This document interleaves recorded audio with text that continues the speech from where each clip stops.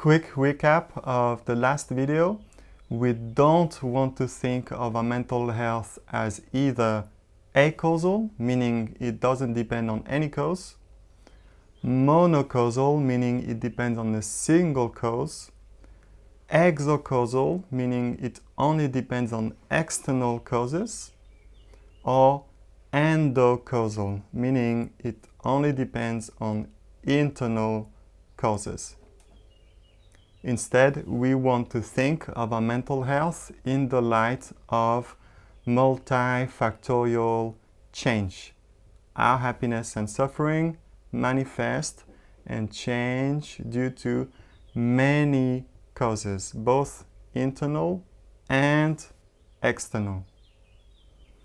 I cannot overstate the usefulness of this framework, and in this video I'll be helping you, taking on board with you on your own mental health journey. Let's play a game. The purpose of this game is to teach you how to use the framework on your screen. I'm going to give you an outlook, a narrative someone may have about their mental health, and you are going to tell me which of these four categories, acausal, monocausal, exocausal, endocausal, this narrative falls into. Then you're going to tell me how to look at the same situation in the light of multifactorial change. Are you ready? Here is the first narrative. My mom and dad are driving me crazy. Which category does this thought fall into? Exocausal, because I'm under the impression that my feelings are only caused by my parents who are outside of me. Now, can you give me an example of how to look at the same situation in the light of multifactorial change? Please feel free to pause this video to think.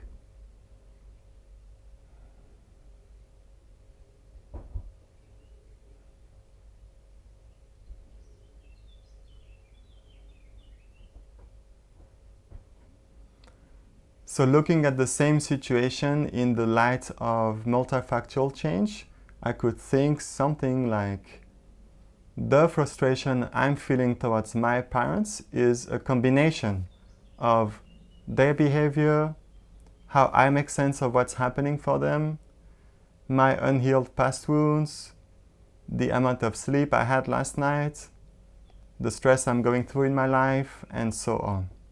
And this frustration will change according to all of these factors. I hope this makes sense. Here is another narrative.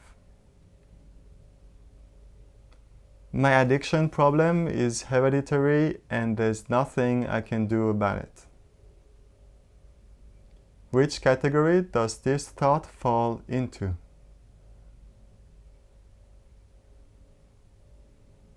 Monocausal.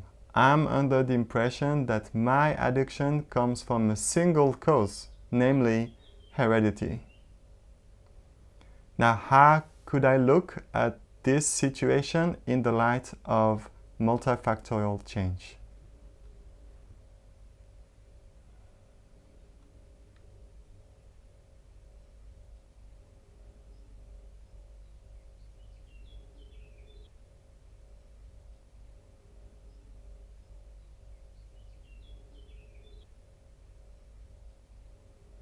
I could think my addiction problem is a combination of heredity, my ease of access to drugs, my friends' behavior, the lack of healthy alternatives I have to take care of my emotions, and so on.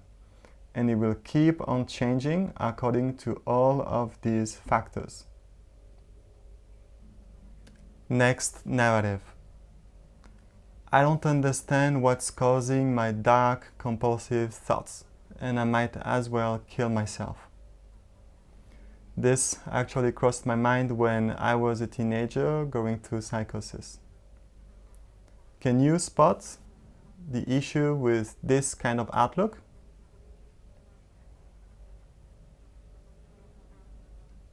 I was under the impression that my suffering was acausal. I did not know what was affecting my mental health, and this made me feel powerless. Now, how could I have seen my situation in the light of multifactorial change?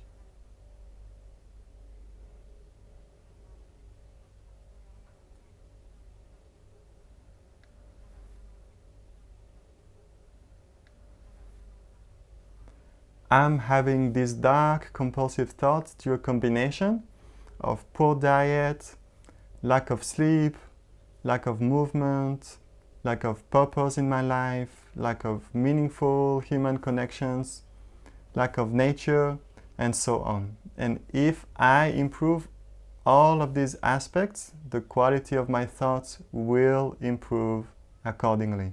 So I don't need to despair. I hope you're getting the hang of this. Here comes our last narrative. If only I could meditate every day and think positively, I'll manifest success and won't have to ever feel discomfort again. Endocausal. I believe my success and feelings are totally up to me. So now, in the light of multifactorial change,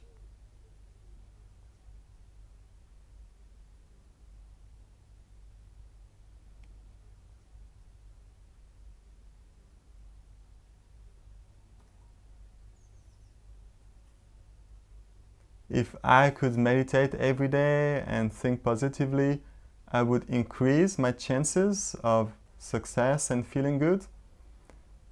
Still, success and well-being depend on and change according to countless other conditions, some of which are outside of my control.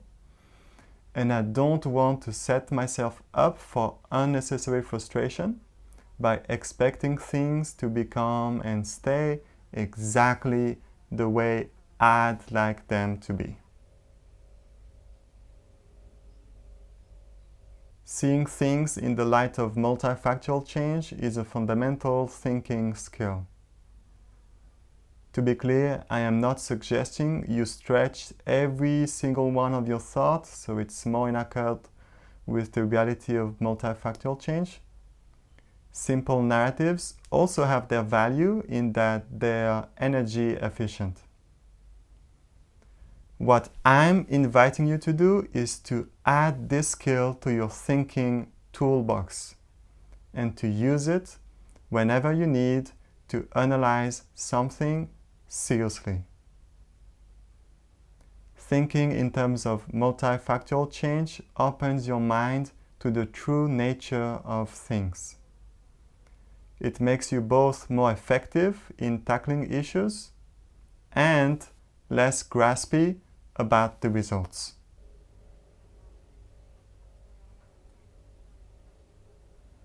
Now, pop quiz. Let's see if you remember what you've learned.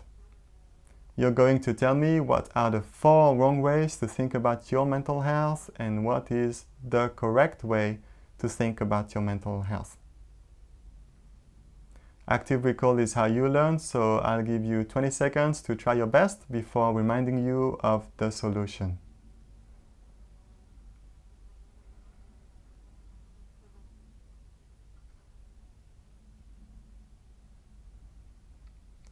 So the 4 wrong ways are acausal, monocausal, exocausal, and endocausal. The right way is multifactorial change. Dear friend, you may want to schedule an hour either today or in the next few days to make what you learned in this video truly relevant to you. In this hour, write down thoughts you've had about your mental health and then write them again this time in the light of multifactorial change. Let us know what you found in the comments. I'll be the first person to tell you that when it comes to mental health, I don't believe in magic bullets. This being said, I am very confident that there are many simple and effective things we can all do to decrease our chances of suffering and increase our chances of feeling happy and well. My confidence is based on both personal experience and scientific studies. If you would like to know my best recommendations for mental health, please check out my daily wellness empowerment program, a checklist of 10 daily self-care practices. And if you want to go further down the philosophical rabbit hole of multifactorial change, the next video on this playlist is for you.